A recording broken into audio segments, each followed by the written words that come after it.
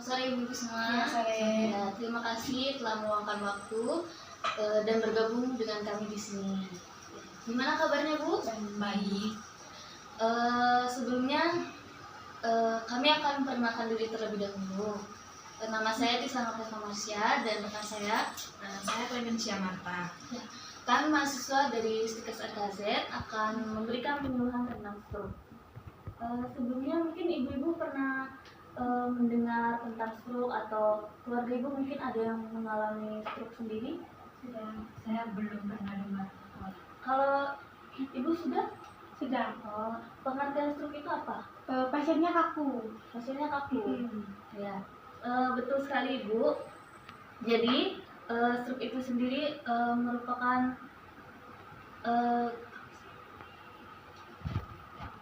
peredaran darah pada otak. Nah, yang mendadak dan menimbulkan defisit neurologis bahkan dapat menyebabkan kematian. Nah, stroke ini berlangsung lebih dari 24 jam. Stroke ini juga ada dua jenisnya. Yang pertama itu karena ada penyumbatan di otak. Yang kedua karena ada pembuluh darah yang pecah. Nah, penyebab dari stroke sendiri, apakah ibu-ibu sudah tahu penyebabnya? Belum. Ya, jadi penyebab dari stroke ini adanya sumbatan pada pembuluh darah di otak, penurunan darah ke otak, serta perdarahan di otak. Apakah ibu ada yang mau tanyakan sampai sini? Belum ada. Ya, kalau begitu saya akan lanjutkan dengan teman saya. Masih semangat? Masih. Terima kasih. Jadi di sini saya akan melanjutkan materi dari teman saya tadi. Saya akan menjelaskan tentang tanda-tanda dan gejala penyakit stroke itu sendiri. Jadi tanda dan gejala dari penyakit stroke itu sendiri itu tuh yang pertama, serangannya itu terjadinya secara tiba-tiba. Jadi tanpa ibu ketahui, tiba-tiba penyakit ini menyerang diri kita. Yang kedua, klien mengalami kelemahan atau berat, jadi susah menggerakkan sebelah anggota tubuhnya, jadi seperti lumpuh. Yang berikutnya, leban, rasa tebal, buta, terus ada gangguan penglihatan, gangguan berbicara karena biasanya dalam stroke itu bibirnya ada moncong sedikit atau miring sebelah kanan atau sebelah kiri. Terus yang berikutnya ada gangguan berjalan. Jadi untuk orang yang terkena penyakit stroke itu sendiri, dia sulit untuk berjalan. Yang berikutnya itu ada gangguan bicara juga, tapi ini lebih mencolok kepada berbicaranya tidak jelas. Yang berikutnya itu ada kepala ringan atau semacam tidak merasakan memiliki kepala begitu. Yang berikutnya itu ada gangguan kesadaran satu sisi badan. Jadi seperti yang tadi sudah saya jelaskan, sebelah badannya itu tidak terasa apa-apa. Jadi sampai di sini apakah ibu-ibu masih belum mengerti atau sudah cukup mengerti dengan materi yang saya jelaskan? Oke, saya lanjut ya. Yang berikutnya itu ada program latihan untuk mencegah stroke. Jadi program latihan ini bisa dilakukan untuk mencegah terjadinya stroke. Kita bisa melakukannya ini pada saat hari Sabtu. Biasanya kan ibu-ibu hari Sabtu itu adalah waktu weekend gitu. Jadi punya waktu luang untuk melakukan program latihan ini. Tujuannya ini untuk mencegah terjadinya stroke biar ibu-ibu tetap sehat, keluarganya juga sehat. Jadi program yang pertama itu menyarankan untuk suami-suami, biasanya ini terjadinya pada suami ya, berhenti untuk mengkonsumsi alkohol. Salah satu penyebab dari stroke itu sendiri kan karena keseringan minum alkohol. Yang kedua, diet rendah kolesterol atau garam. Jadi makan garam juga jangan terlalu banyak, sayur micinnya jangan terlalu banyak. Salah satu penyebab stroke itu juga karena itu. Terus yang berikutnya, menghindari merokok. Jadi untuk anak-anak, jadi untuk orang tua, suami, jadi menghindari merokok atau bila perlu menghentikan merokoknya.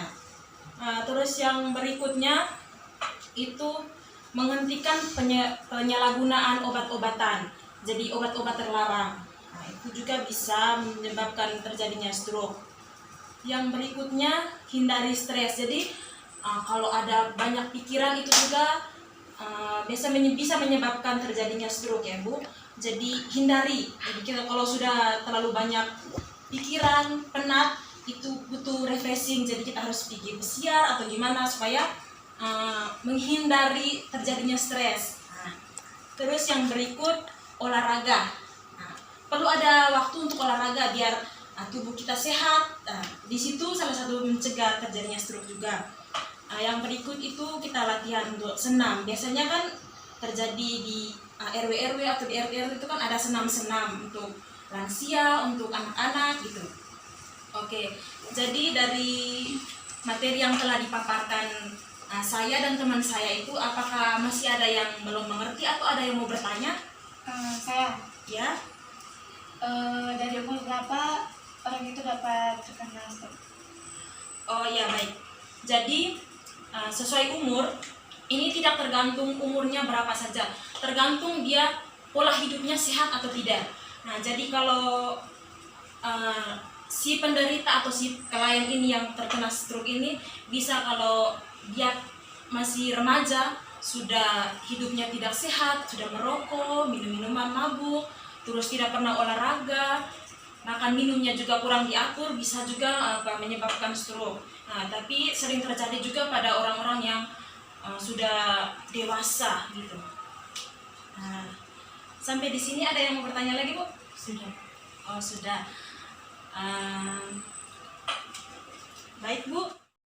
Tadi teman saya sudah memberikan kesempatan untuk ibu-ibu bertanya. Nah, ibu-ibu sudah bertanya dan teman saya juga sudah menjawab. Nah, di sini saya akan meminta saran dari ibu-ibu sekalian. Jika ada saran yang akan ibu berikan kepada kami pemberi pemilu ini apa? Misalnya seperti kami terlalu cepat dalam berbicara, menjelaskan atau bagaimana? Begitu, mungkin ada yang Dari bapaknya tadi kalau ngomong terlalu cepat.